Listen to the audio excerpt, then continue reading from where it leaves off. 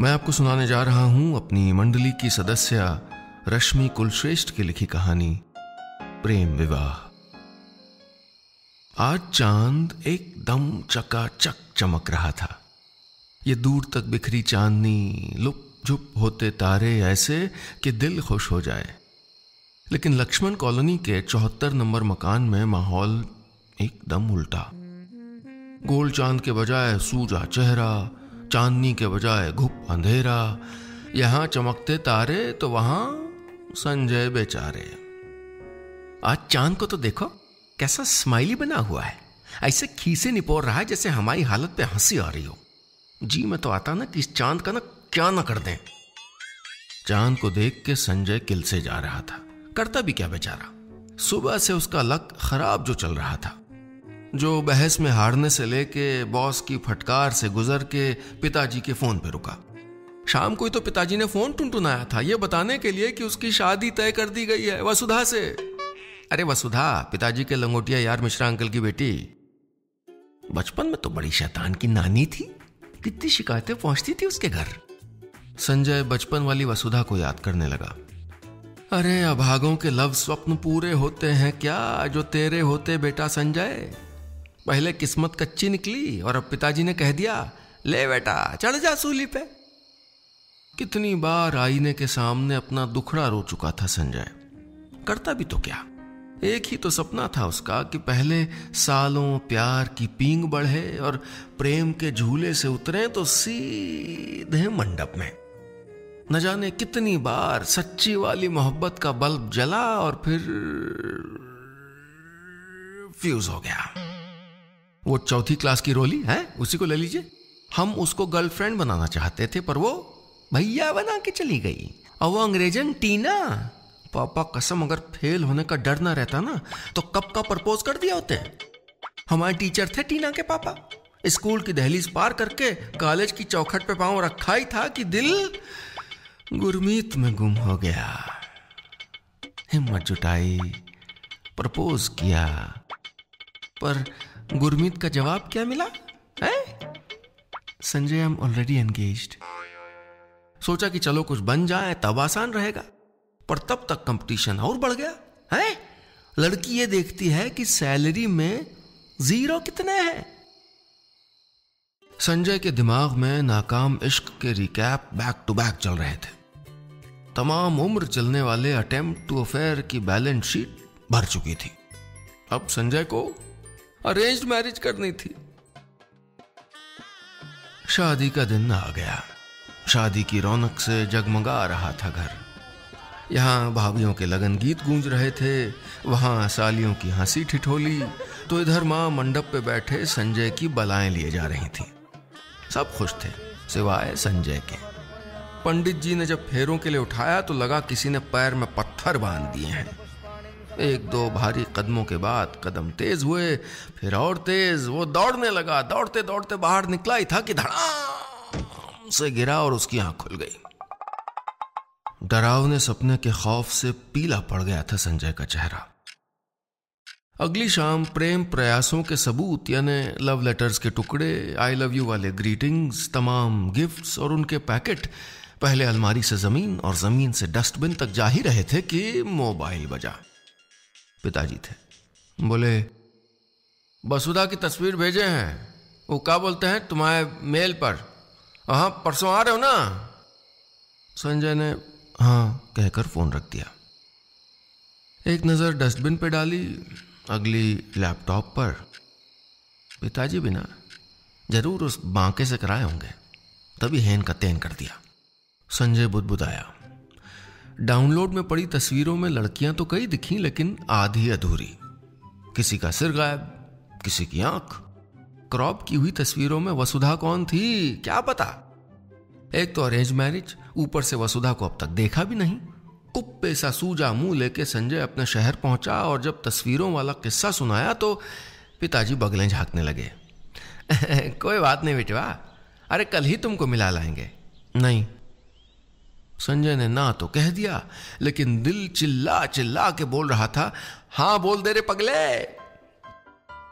अगली शाम संजय प्रकाश मोहल्ले के एक नीले रंग के घर के सामने खड़ा था। प्रोफेसर सुरेंद्र मिश्रा। उसने नेम प्लेट पढ़ी और अंदर जाने के बजाय गली के कोने में दुबक के खड़ा हो गया वसुधा को देखने के लिए। पूरे 40 मिनट इंतजार के बाद छज्जे पे एक लड़की आई। पहले उसने गुडमुड करके गीले बालों को आजाद कर दिया और फिर हिरनी जैसी आंखों से इधर उधर देखकर बालकनी के बाहर सर झुका दिया।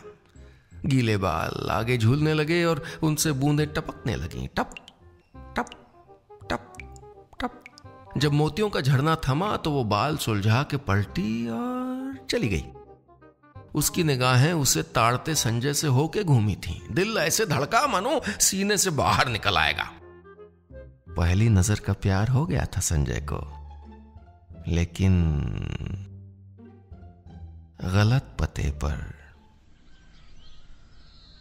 अगली सुबह पिताजी मूंज की कुश से पूरे घर में गंगा जल छिड़क रहे थे, लेकिन ये क्या, 2-4 बूंदें संजय के चेहरे पे गिरी तो वो मुस्कुराने लगा। पहले एक भी बूंद उस पे गिरती तो वो चिढ़ जाता था, लेकिन आज वो आंखें बंद करके बूंदों का आनंद ले रहा था। हाय हाय हाय। पिताजी की नजर उस पे पड़ी तो 2 मिनट तक उसको देखते रहे।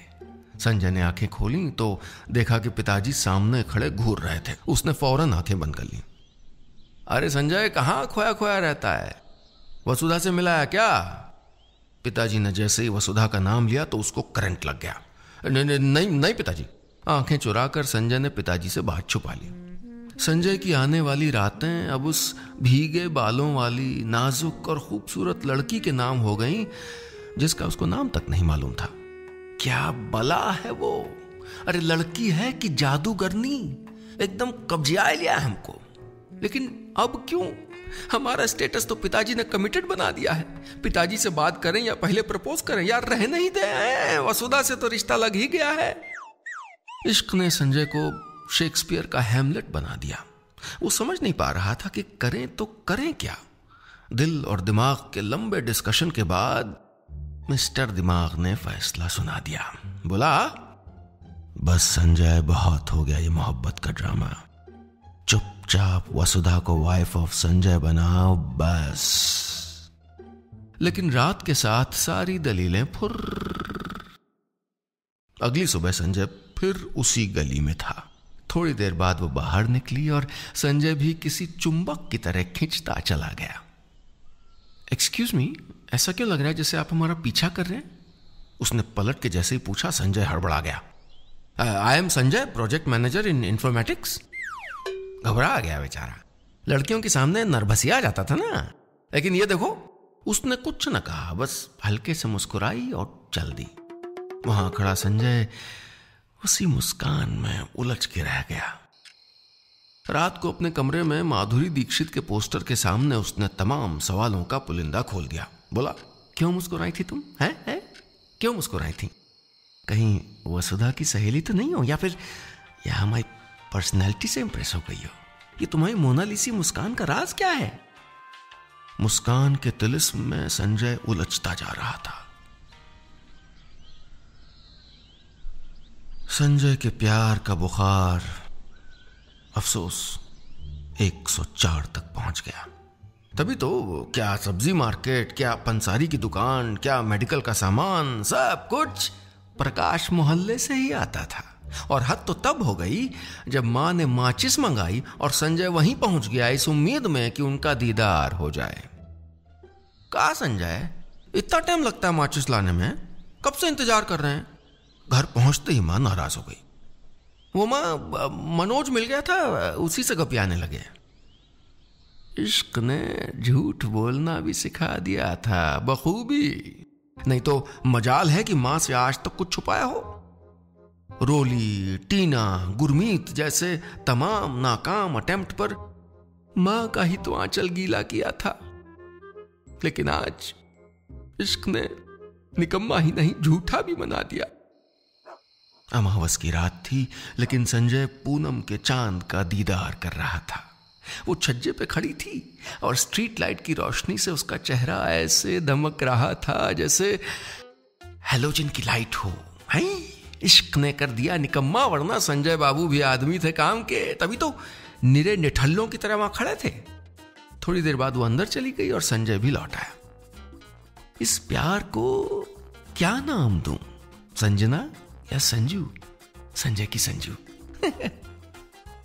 रात भर उस अनामिका का नाम सोचकर संजय के चेहरे पे ये 2 गज लंबी स्माइल आती रही। संजय खुद को पूरी तरह तैयार कर चुका था कि चाहे लाख तूफान आए, इस बार प्रेम की नैया को पार लगा के रहेगा। इजहार इश्क की तैयारियां चल रही थीं। कैसे शुरुआत करनी है, कैसे बोलना है, यहां तक कि प्रपोज करने की स्पीच भी तैयार कर ली थी। हमने आपको जब से देखा है सब कुछ भूल गए। आपके लंबे लंबे बाल, हिरनी सी आंखें, ये मोनालिसी स्माइल, बस यही याद रहता है। आप समझ रही हैं ना हम क्या कहना चाहते हैं? न जाने कितनी मर्तबा संजय आईने के सामने खड़े होकर प्रैक्टिस कर चुका था, लेकिन जितनी बार भी आई लव यू बोलता, उतनी बार गाल टमाटर हो जाते। इश्क के आसमान में संजय झूम रहा था, लहरा रहा था कि किस्मत के मांझे ने कन्नी काट दी और वो सर से जमीन पे आ गिरा। संजय के ऑफिस से कॉल आई, छुट्टियां कैंसिल हो गई थी। इजहार को इंतजार के लिफाफे में पैक करके संजय वापस दिल्ली तो आ गया, लेकिन मन में शंका का डंका बज रहा था कि अगली बार उससे मुलाकात होगी भी या नहीं। अंधेरा पखवाड़ा चल रहा था। आसमान से चांद नदारद था। बादलों ने तारों को छिपा लिया था। लेकिन आज फिर लक्ष्मण कॉलोनी के 74 नंबर के टॉप फ्लोर पर माहौल एकदम उल्टा। चांद के बगैर महबूब की कल्पना हो रही थी। बादल में छिपे तारों को महबूब की चुनरी में टांका जा रहा था। प्यार की चांदनी से संजय का फ्लैट जगमगा रहा था। अरे संजय बाबू, क्या बात है? घर से आने के बाद खिले खिले से लग रहे हैं। अगले दिन ऑफिस में मनदीप ने ताड़ लिया। अब बिमल कहां चुप रहता? हमें तो लगता है शादी वादी तय हो गई है या प्यार हो गया है। रचना, आमोद ने जब उसको छेड़ना शुरू किया तो संजय बत्तीसी छुपाने की नाकाम कोशिश करते हुए बोला, अरे ऐसा कुछ भी नहीं है। हालांकि उसका चेहरा साफ कह रहा था कि ऐसा ही कुछ है। अब तक जिस फ्लैट में गजलें उसके अकेलेपन की साथी होती थीं, वहीं अब खूब धुआंधार रोमांटिक गाने बज रहे थे, जिनको संजय साथ साथ गुनगुनाता, हाथ फैला के ऐसे डांस करने की कोशिश करता मानो एक हाथ उसकी कमर पे है और दूसरा उसके हाथों में। अगले दिन ऑफिस में टेबल पे बैठे संजय के इर्द गिर्द रचना, आमोद, सुधाकर गालों पे हाथ रखे किसी अच्छे श्रोता की तरह उसकी शायरी सुन रहे थे। जब से तुझको देखा है तब से तुझी को देखा है, जब से तुझको देखा है तब से तुझी को देखा है, और जरा अपनी हथेली गौर से देखना, तुम्हारे हाथों में मेरे नाम की रेखा है। मोहब्बत में पड़े संजय ने इश्क की गजलें, हुस्न की तारीफ के कसीदे, मोहब्बत की हद से गुजर जाने वाली नज़में सब लिख डाले। संजय बाबू कहाँ जानते थे कि भला इश्क और मुश्क किसी से छुपे हैं जो उनसे छुपते। ऑफिस के खुफिया दोस्तों को पता क्या चला, अब तो खुलेआम उसको छेड़ा जाने लगा। संजय के मन में भी न जाने कितने लड्डू एक साथ फूट जाते। एक शाम मार्केट में मैनिक्विन पे लगे सुर्ख कामदार जोड़े पे जब उसकी निगाह पड़ी तो आंखों में फिर से प्यार के जुगनू चमकने लगे। होठों पे फिर से जानी पहचानी मुस्कान खिंच गई।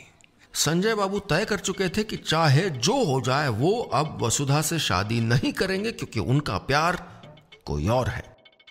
पिताजी को कैसे समझाना है, कैसे बात मनवानी है, सब प्लानिंग कर ली थी। लेकिन एक फोन कॉल ने, बस एक फोन कॉल ने अरमानों का महल गिरा के चकनाचूर कर दिया। पिताजी ने सगाई की तारीख तय कर दी थी, वो भी इसी रविवार को। इति प्रेमो अध्याय समाप्ता। सगाई की खबर पाते ही संजय ने आनन फानन में घर पहुंच के मोहब्बत की दास्तां बयान कर दी। पिताजी सर पे हाथ रख के बैठे थे, मां भी एकदम सन्न, और संजय किसी अपराधी जैसे सर झुकाए बैठा था। अरे ये सब करने से पहले पूछ तो लेते, पिताजी बोले। पिताजी अगर हमको पता होता ना कि ये सब होगा तो जरूर पूछ लेते, हाँ नहीं तो। संजय चिढ़ते हुए बोला, अरे लेकिन ये हुआ कैसे? पिताजी जितनी बार ये सवाल दोहराते उतनी बार संजय उनको पूरा रिकैप सुना देता। तो क्या सोचा है जी, संजू की जिंदगी का सवाल है। चिंता मां की आवाज में उतर आई थी। अरे होना क्या है, चलते हैं मिश्रा के पास, लेकिन एक बात सुन लो, तुम ही बोलना। हाँ, पिताजी बोले तो संजय ने हिम्मत जुटा के हामी भर दी। धुंधली शाम के साथ मिश्रा अंकल के घर में सन्नाटा बिखर गया। सब ऐसे चुप थे मानो कोई बोलना ही नहीं जानता। खामोशी तोड़ते हुए पिताजी ने पूछा, तो मिश्रा क्या सोचा? अरे सोचना क्या है, 3 जिंदगी तो बर्बाद करेंगे नहीं। वैसे लड़की कौन है? मिश्रा जी ने दुखी मन से पूछा। नाम तो नहीं पता, पर आपके पड़ोस की है, संजय ने कहा। लेकिन हमारे पड़ोसी वर्मा जी के तो दोनों बेटे ही हैं। सोचते हुए मिश्रा अंकल ने कहा। तो संजय को काटो तो खून नहीं। बेटा, उसे कब देखा था? अंकल ने किसी डिटेक्टिव की तरह भौं चढ़ा के पूछा। वो जब पिछली बार आए थे तब। इतना सुन के मिश्रा अंकल जोर जोर से हंसने लगे। सदमा लग गया इनको, पगला गए हैं नहीं तो, संजय ने मन में सोचा। वसुधा, ओ वसुधा! मिश्रा अंकल ने आवाज लगाई तो पीला सूट पहने, नाजुक हिरनी जैसी आंखों वाली एक लड़की बाहर आई। अरे बाप रे, ये क्या! संजय के तो तोते उड़ गए, क्योंकि जो लड़की आई थी वो वसुधा ही तो थी, उसका प्यार।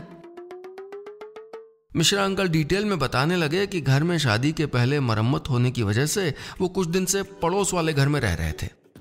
मिश्रा अंकल बताते जा रहे थे और इधर मोनालिसी मुस्कान का राज खुलता जा रहा था। संजय ने कनखियों से वसुधा को देखा और निगाहों में कहा, आई लव यू। वसुधा ने भी पलकें झुका के खामोशी से इकरार कर दिया, आई लव यू टू बुद्धू। प्यार पाने से ज्यादा संजय इस बात से खुश था कि उसका सपना सच हो रहा था। अरे भाई, लव मैरिज का सपना। दोस्तों, किस्सा खत्म, पैसा हजम।